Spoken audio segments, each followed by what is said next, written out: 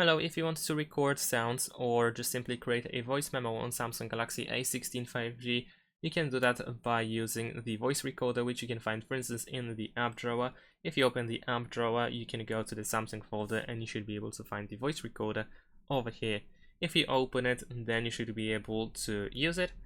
In some cases, you might need to grant permissions, so you might need to press settings, and then over here, we need to tap on permissions and we need to grant the permission for the microphone. We can select only while using the app because we need to use it, of course, in order to record ourselves.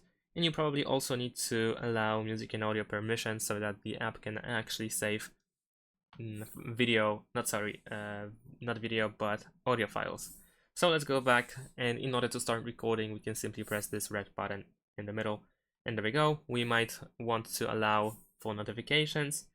And if you want to stop recording, you can either just completely stop by pressing this square. You can also pause the recording by pressing this pause button here, and you can resume by pressing the same button again. If you pause it, then you can actually play the sound. You can rewind it and listen to it.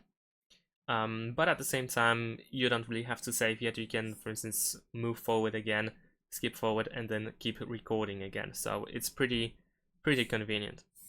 Once you are done with the recording, press this square, then you can set up the name for the recording. You can also set up the category, and you can press save. And over here we have the list. So if you open a recording, you can simply go back in order to return to the list. And if you have this window over here, this menu, then you can check the list by pressing on this list text over here in the top right corner.